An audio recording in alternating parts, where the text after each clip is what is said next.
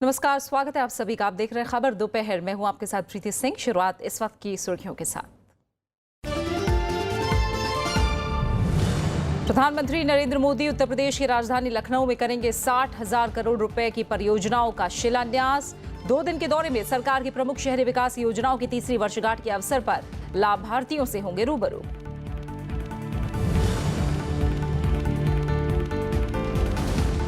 राष्ट्रीय viral hepatitis कार्यक्रम की शुरुआत। विश्व हेपेटाइटिस दिवस पर स्वास्थ्य मंत्री जेपी नड्डा ने किया शुभारंभ। कहा, कार्यक्रम से 5 करोड़ से ज्यादा मरीजों को मिलेगा फायदा।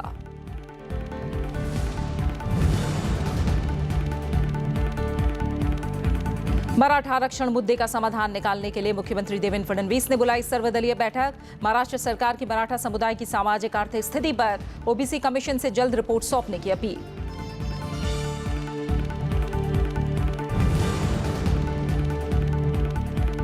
उत्तर भारत के कई राज्यों में भारी बारिश। उत्तर प्रदेश में पिछले 3 दिनों में 49 लोगों की मौत। दिल्ली में यमुना खतरे के निशान से ऊपर। हिमाचल प्रदेश के मंडी जिले में भूस्खलन से राष्ट्रीय राजमार्ग संख्या 20 2 जगहों पर बंद।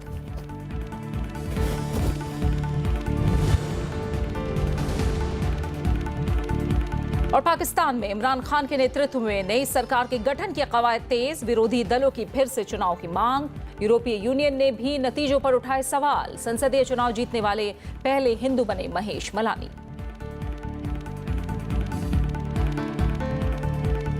प्रधानमंत्री नरेंद्र मोदी आज से लखनऊ के 2 दिन के दौरे पर रहेंगे, जहां वो शहरी प्राकृतिक स्थलों में सुधार के विषय पर एक कार्यक्रम में हिस्सा लेंगे।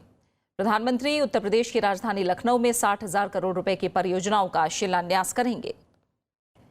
प्रधानमंत्री नरेंद्र मोदी आज शहरी भू परिदृश्य में बदलाव विषय पर आयोजित एक कार्यक्रम में हिस्सा लेंगे। यह कार्यक्रम भारत सरकार की शहरी विकास योजना पहल की तीसरी वर्षगांठ के अवसर पर आयोजित किया जा रहा है। शहरी विकास के तहत प्रधानमंत्री आवास योजना, अमृत और स्मार्ट सिटी योजनाएं शामिल हैं। प्रधानमंत्री इस अवसर पर शहरी विकास मिशन पर आयोजित एक प्रदर्शनी भी देखने जाएंगे और राज्यों और संघ शासित प्रदेश से आए प्रधानमंत्री शहरी आवास योजना के 35 लाभार्थियों से मिलेंगे। इस मौके पर उत्तर प्रदेश के अलग अलग शहरों में रहने वाले इस योजना के लाभार्थियों से वीडियो लिंक के जरिए अब उनके अनुभव भी जानेंगे। पिछले कुछ महीनों के भीतर राज्य में शहरी विकास से जुड़ी 81 परियोजनाओं के लिए करीब 60,000 करोड़ रुपए के निवेश प्रस्ताव हासिल हो चुके हैं। प्रधानमंत्री 29 जुलाई को लखनऊ में इन परियोजनाओं के लिए होने वाले भूमि पूजन समारोह में शामिल होंगे। प्रधानमंत्री का एक जनसभा को संबोधित करने का भी कार्यक्रम है।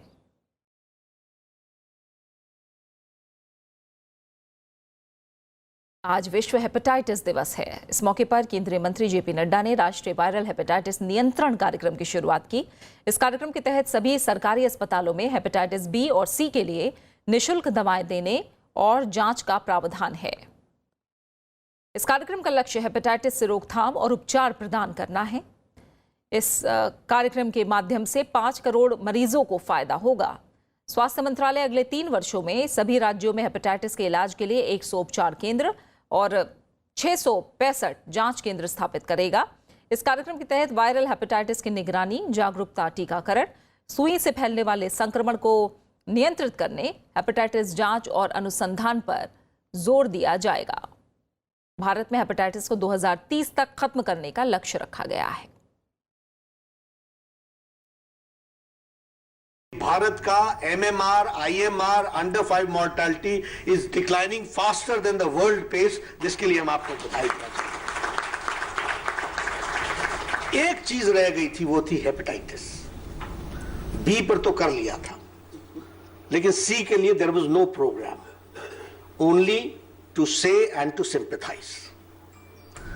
Today we can say that yes, we have taken control of hepatitis also, viral hepatitis also, and this program is going to bring the change। और इसलिए हम अब गौरव के साथ कह सकते हैं कि हेपेटाइटिस वायरल का प्रोग्राम आज लॉन्च करने के बाद इसका भी निदान भारत के स्वास्थ्य मंत्रालय ने निकाला है। और जो प्रधानमंत्री जी का सपना था कि वह प्रिवेंटेबल डिजीज को रोकना है, उसके में एक और कड़ी जुड़ जाती है और वो आज का दिन है viral hepatitis.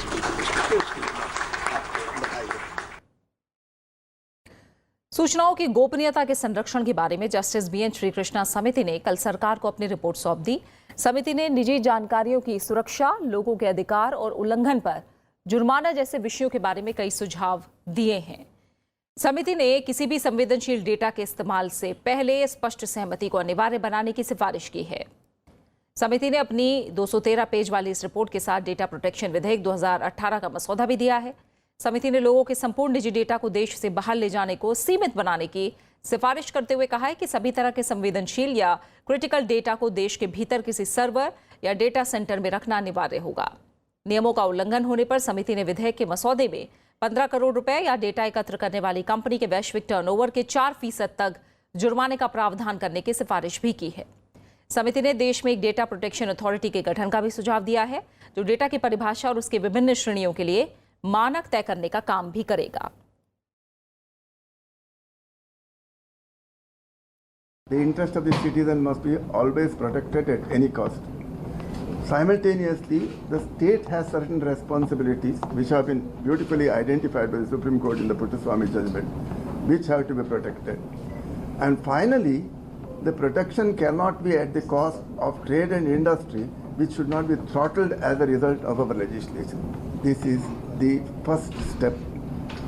As things progress, as technology keeps changing in this world, it might become necessary to fine-tune the law in order to meet the technological challenges, which I'm sure the government will always be able to do. And we would like India's data protection law to become some kind of a model for the global world also, which is a blend of security, safety, privacy and innovation.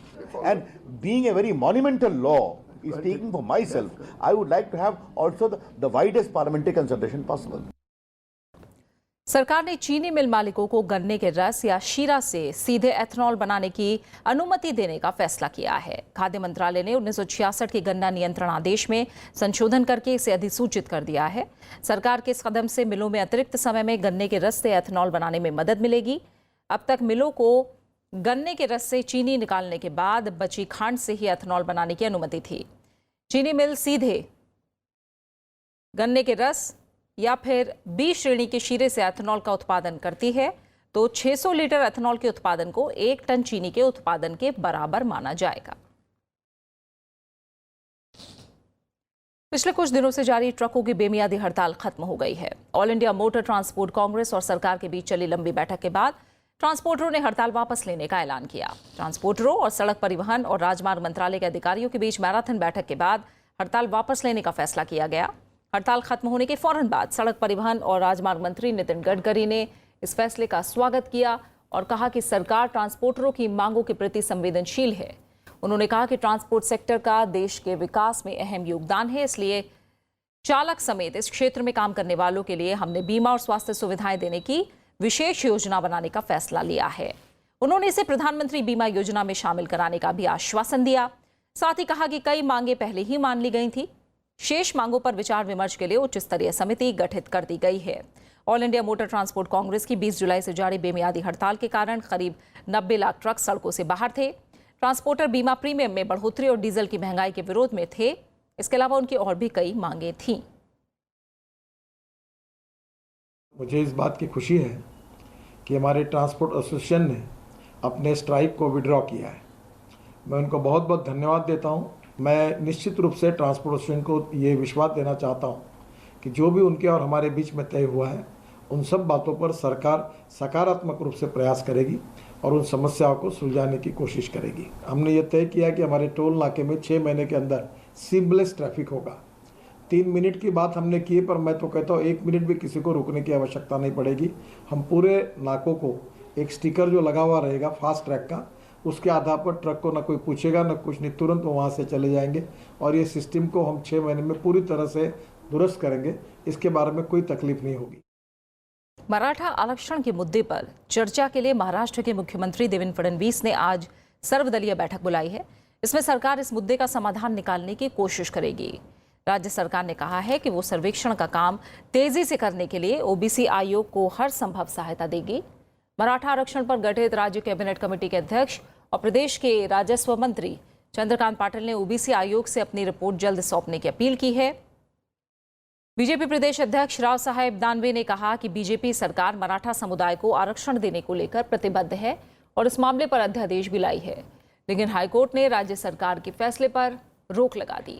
उन्होंने कहा कि BJP सरकार इस मामले में राज्य पिछड़ा वर्ग आयोग की रिपोर्ट कोर्ट को सौंपेगी और कोर्ट से इस पर जल्द ही फैसला लेने की गुजारिश करेगी। इसी मुद्दे पर अब तक विभिन्न दलों के 6 विधायक इस्तीफे की पेशकश कर चुके हैं। वहीं हिंसक प्रदर्शनों में अब तक 3 लोगों की मौत हो चुकी है।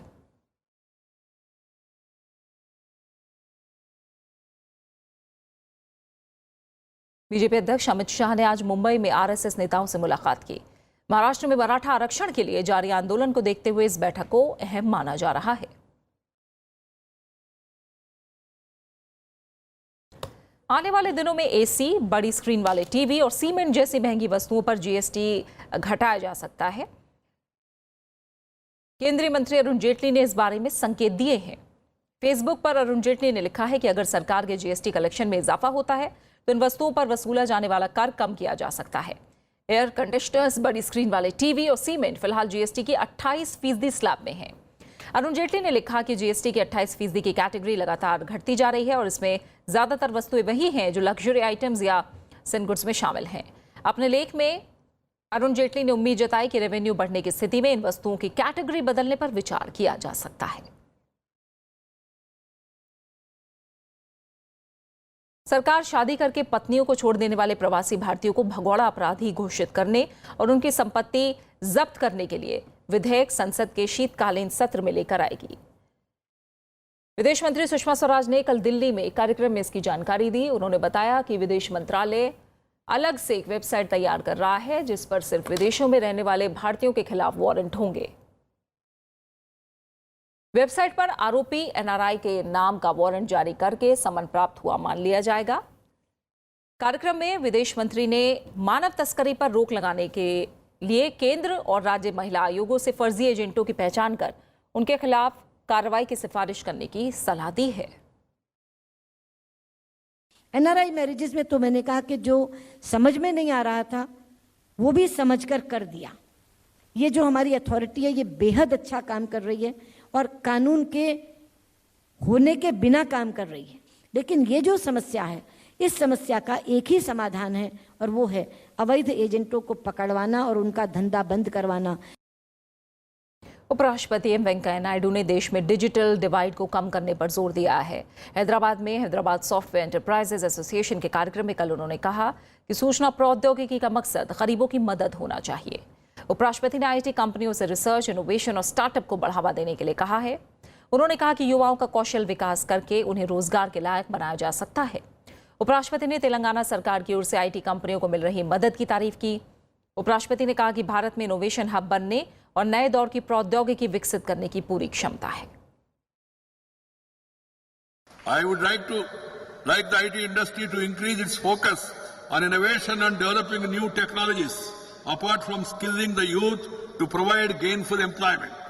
There is also a need to infuse an entrepreneurial spirit among the youth and give a fillip to startup ecosystems. चीन के राजदूत लुओ शाओहुई ने कल प्रसार भारती के अध्यक्ष ए सूर्यप्रकाश और मुख्य कार्यकारी अधिकारी शशि शेखर वेम्पटी से प्रसार भारती मुख्यालय में मुलाकात की। इस मुलाकात के दौरान चीनी सेंट्रल टेलीविजन और दूरदर्शन के बीच हुए करार पर चर्चा हुई। इस दौरान चीन के राजदूत ने कहा कि हाल के सालों में बॉलीवुड फिल्मों को चीन में काफी पसंद किया जा रहा है। उन्होंने चीन में योग की बढ़ती लोकप्रियता का भी जिक्र किया। वहीं प्रसार भारती के अध्यक्ष ए सूर्यप्रकाश ने बताया कि दोनों सार्वजनिक सेवा प्रसारकों के बीच हुए करार के तहत कार्यक्रमों का प्रसारण सफलतापूर्वक किया जा रहा है। And the agreements so far so good, the implementation. And in the future days, I think I have more great potential we can do. And in China, recent years, the Indian movie from Bollywood is so popular, and the Dango and the Hollywood King, and also the Medium, and also big secret superstar. All of this is so popular in China, got a lot of fans.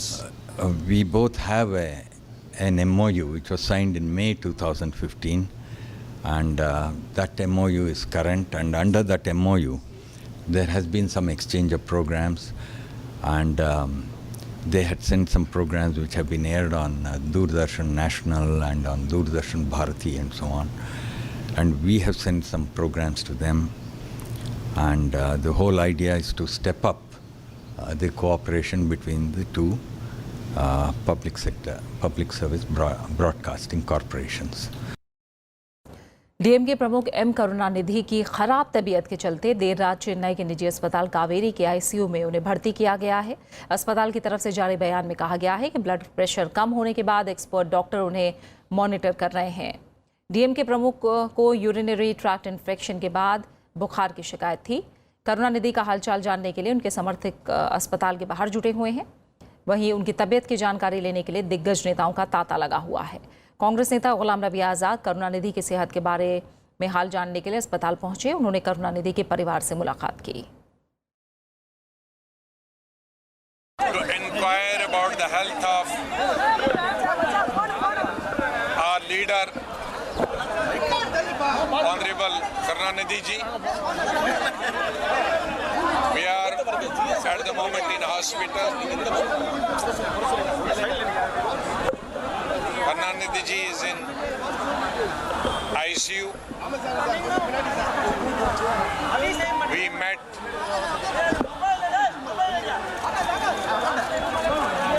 the members of the family. Bharat में साल 2022 तक बाघों की संख्या दुगनी करने की कोशिशें जारी है। वन विभाग के महानिदेशक सिद्धांत दास ने यह बात कही है। दरअसल 29 जुलाई को मनाए जाने वाले अंतर्राष्ट्रीय बाघ दिवस के मौके पर सरकार नुक्कड़ नाटक और टाइगर सॉन्ग के जरिए बाघ संरक्षण को लेकर जागरूकता बढ़ा रही है। ये तस्वीरें हैं स्कूली बच्चों की जो बाघों की घटती हुई संख्या और लुप्त हो रही बाघों की प्रजाति पर नुक्कड़ नाटक के माध्यम से चिंता जता रहे हैं। इनका संदेश है कि पर्यावरण की रक्षा के लिए बाघों का जीवित रहना बेहद जरूरी है। जो नई पीढ़ी है, जो स्कूल के बच्चे हैं, वो इसके महत्व को समझें और इसके महत्व को समझकर अपने आसपास के लोगों को, माता पिता को, समाज के लोगों को इसके महत्व को समझाएं ताकि लोग इसके प्रति जागरूक हों। पिछले 100 सालों में लगभग 97% बाघों की आबादी खत्म हो चुकी है। इसलिए बाघों के संरक्षण के लिए भारत सबसे पहले जागरूक हुआ। 1973 में राष्ट्रीय बाघ संरक्षण प्राधिकरण का गठन किया गया। फिलहाल दुनिया में 3200 बाघ बचे हैं, जिनमें से 2220 बाघ भारत में हैं। ये खुशी की बात है कि अभी भारत के टाइगर बढ़ रहे हैं और हम लोग जिस रेट से हम टाइगर की संख्या भारत में बढ़ रही है, हम 2022 तक भारत के टाइगर पॉपुलेशन को दुगना तो कर ही लेंगे। दुनिया भर में हर साल 29 जुलाई को अंतर्राष्ट्रीय बाघ दिवस मनाया जाता है। इस दिवस को मनाने का मकसद जंगली बाघों के निवास के संरक्षण और विस्तार को बढ़ावा देना है। मोहम्मद फातेह टीपू, राज्यसभा टीवी। प्रधानमंत्री नरेंद्र मोदी 3 अफ्रीकी देशों की यात्रा से आज तड़के स्वदेश लौट आए। दिल्ली पहुंचने पर विदेश मंत्री सुषमा स्वराज ने हवाई अड्डे पर प्रधानमंत्री का स्वागत किया। प्रधानमंत्री कार्यालय ने ट्वीट करके बताया कि प्रधानमंत्री की इन यात्राओं से अफ्रीकी देशों के साथ भारत के संबंधों को मजबूती मिली है।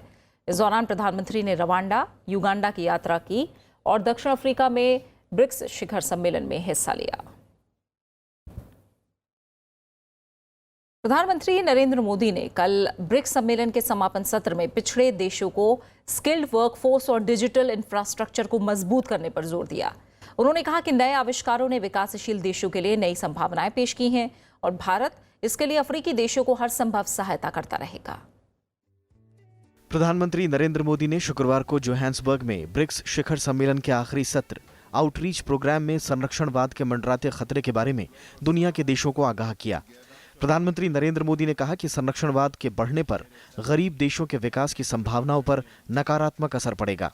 वैश्वीकरण के इस मूलभूत पहलू पर संरक्षणवाद के बादल मंडरा रहे हैं। इस प्रवृत्ति का और विकास दर में मंदी का सबसे गहरा प्रभाव हम जैसे उन देशों पर पड़ा है जो उपनिवेशक काल में औद्योगिक प्रगति के अवसरों का लाभ नहीं उठा पाए। प्रधानमंत्री नरेंद्र मोदी ने कहा कि संरक्षणवाद के नकारात्मक प्रभावों से बचने के लिए विकासशील देशों को नई तकनीक, पेशेवर मानव संसाधन और आर्टिफिशियल इंटेलिजेंस से जुड़े कार्यों में महारत हासिल करनी होगी। उन्होंने कहा कि भारत अफ्रीकी देशों को स्किल्ड वर्कफोर्स बनाने में मदद करता रहा है और नई चुनौतियों में भी भारत अफ्रीका के साथ रहेगा।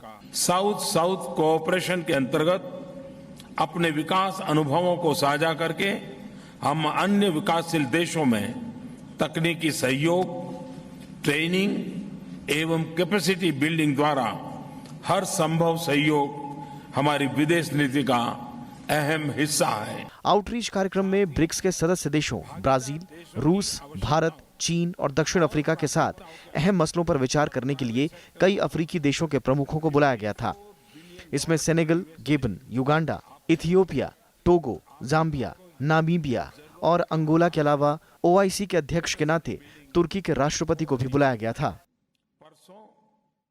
अफ्रीका के साथ भारत के संबंध ऐतिहासिक और गहरे हैं। अफ्रीका में स्वतंत्रता, विकास और शांति के लिए भारत के ऐतिहासिक प्रयासों के विस्तार को मेरी सरकार ने सबसे अधिक प्राथमिकता दी है। इससे पहले प्रधानमंत्री नरेंद्र मोदी ब्रिक्स देशों के प्रमुखों के साथ विशेष रिट्रीट में शामिल हुए। इस दौरान आपसी और अंतर्राष्ट्रीय महत्व के मुद्दों पर चर्चा हुई। 3 दिवसीय ब्रिक्स शिखर सम्मेलन में आतंकवाद से लेकर संरक्षणवाद से निपटने के तरीकों पर चर्चा हुई। साथ ही विकासशील देशों के सामने की चुनौतियों पर भी बातचीत हुई। ब्रिक्स शिखर सम्मेलन का मुख्य विषय चौथी औद्योगिक क्रांति का फायदा उठाने पर केंद्रित था। अखिलेश सुमन, राज्यसभा टीवी। पाकिस्तान चुनाव आयोग ने 270 में से 267 सीटों के नतीजे घोषित कर दिए हैं। इनमें इमरान खान की पार्टी तहरीक-ए-इंसाफ को 115 सीटें मिली हैं और इमरान खान को सरकार बनाने के लिए निर्दलीय और दूसरे दलों की जरूरत होगी। वहीं पीएमएलएन को 64 तो पीपीपी को 43 सीटें मिली हैं। नेशनल असेंबली के लिए 12 धार्मिक पार्टियों के गठबंधन को 12 सीटें मिली हैं। बाकी दलों के खाते में अन्य सीटें गई हैं। नेशनल असेंबली में कुल 342 सीटें हैं, जिनमें से 272 सीटों पर सीधे चुनाव होता है। 2 सीटों पर चुनाव कुछ वजहों से स्थगित कर दिया गया है। पाकिस्तान के आम चुनाव में जहां कई दिग्गज अपनी पिछली जीती सीट को बचाने में भी नाकाम रहे, तो वहीं महेश कुमार मलानी सिंध प्रांत की थरपरगढ़ के जनरल सीट से संसदीय चुनाव जीतने वाले पहले हिंदू बन गए हैं। पाकिस्तानी हिंदू राजस्थानी पुष्कर नाम ब्राह्मण नेता मलानी ने यह चुनाव कुल 14 लोगों को हराकर जीता है। पाकिस्तान में राजनीतिक दलों के एक समूह ने चुनाव के नतीजों को खारिज कर दिया है। इन दलों ने चुनाव में धांधली का आरोप लगाया है। इस्लामाबाद में हुई बैठक में पूर्व प्रधानमंत्री नवाज शरीफ की पार्टी पीएमएनएल के प्रतिनिधि भी शामिल थे। पाकिस्तान के चुनाव में धांधली के आरोपों के बाद और यूरोपीय संघ के पर्यवेक्षकों की टीम ने भी कहा है कि चुनाव में अभिव्यक्ति की आजादी पर पाबंदी रही, प्रचार के लिए उम्मीदवारों को समान अवसर नहीं मिले। इसके अलावा मतदान केंद्रों के अंदर और बाहर सुरक्षाकर्मी तैनात थे। चुनाव में लगे स्टाफ ने नियमों का पालन भी नहीं किया। मीडिया समूहों और पत्रकारों को भी पाबंदी का सामना करना पड़ा। बात खेल की दुनिया के। सौरभ वर्मा और मिथुन मंजुनाथ ने रूस ओपन बैडमिंटन टूर्नामेंट के पुरुष एकल के सेमीफाइनल में जगह बनाई है। दोनों भारतीय खिलाड़ियों के बीच टूर्नामेंट का सेमीफाइनल मुकाबला आज खेला जाएगा। क्वार्टर फाइनल में सौरभ ने इजराइल के मिशा जिल्बरमैन को 21-14, 21-16 से शिकस्त दी। वहीं मिथुन ने क्वार्टर फाइनल में मलेशिया के सतेश थारण रामचंद्रन को 21-18, 21-12 से हरा दिया। सदी का सबसे लंबा चंद्र ग्रहण भारत समेत दुनिया के कई देशों में देखा गया। रात 11:54 पर चंद्र ग्रहण शुरू होने के बाद ये पहले काले और फिर धीरे धीरे लाल रंग में तब्दील होता गया। चांद के इस रूप को ब्लड मून कहा जाता है। नासा के मुताबिक पूर्ण चंद्र ग्रहण 1 घंटे 42 मिनट और 57 सेकंड तक रहा। हालांकि इस चंद्र ग्रहण की कुल अवधि 3 घंटे 54 मिनट बताई गई है। चंद्र ग्रहण उत्तरी अमेरिका को छोड़कर दुनिया के अधिकांश भाग में दिखा, लेकिन पूर्ण चंद्र ग्रहण यूरोप के अधिकांश हिस्सों, मध्य पूर्व, मध्य एशिया और ऑस्ट्रेलिया में देखा गया। भारत में इस दुर्लभ आकाशीय घटना को दिल्ली, पुणे, बेंगलुरु और मुंबई समेत देश के ज्यादातर शहरों में देखा गया। हालांकि बादलों की लुक्का छिपी ने इसमें खलल भी डाला। इस दौरान लोगों ने पूजा अर्चना की, तो इलाहाबाद, वाराणसी और हरिद्वार में लोगों ने चंद्र ग्रहण के दौरान गंगा स्नान भी किया। और एक नजर भारत समेत दुनिया भर के चंद्र ग्रहण की झलकियों पर।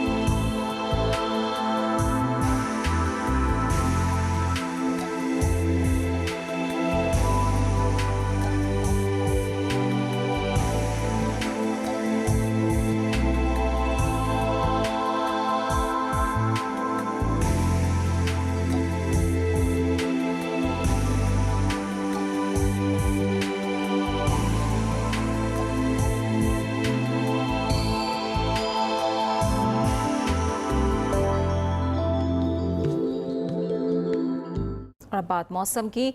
भारी बारिश से देश के कई हिस्सों में आम जनजीवन प्रभावित हुआ है। उत्तर प्रदेश के अलग अलग हिस्सों में भारी बारिश से हुए हादसों में 49 लोगों की मौत हो गई और ये मौतें आगरा, मैनपुरी, मुजफ्फरनगर, कासगंज, मेरठ, बरेली, कानपुर, मथुरा, गाजियाबाद, हापुड़, झांसी, रायबरेली, जालौन, जौनपुर और सहारनपुर में हुई हैं, जबकि 12 लोग घायल भी हो गए। मौसम विभाग के मुताबिक बारिश से निजात मिलने के फिलहाल कोई आसार नहीं दिख रहे हैं। उत्तर प्रदेश के मुख्यमंत्री योगी आदित्यनाथ ने अधिकारियों से युद्ध स्तर पर बचाव और राहत कार्य चलाने के निर्देश दिए हैं। दिल्ली एनसीआर में हुई बारिश से जलभराव और ट्रैफिक की दिक्कतों का लोगों को सामना करना पड़ रहा है। बारिश और जलभराव को देखते हुए दिल्ली पुलिस ने लोगों से जलभराव और सड़कें टूटी होने के मद्देनजर कुछ रास्तों का इस्तेमाल नहीं करने को कहा है। दिल्ली पुलिस अपने ट्विटर हैंडल पर लगातार अपडेट दे रही है।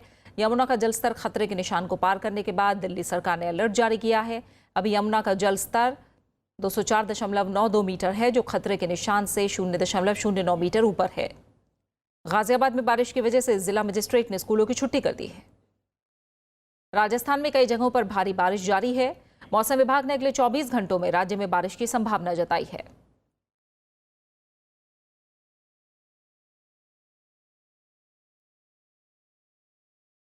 और इसी के साथ खबर दोपहर में फिलहाल इतना ही। आखिर में एक नजर डालिए देश भर में मौसम के हाल पर।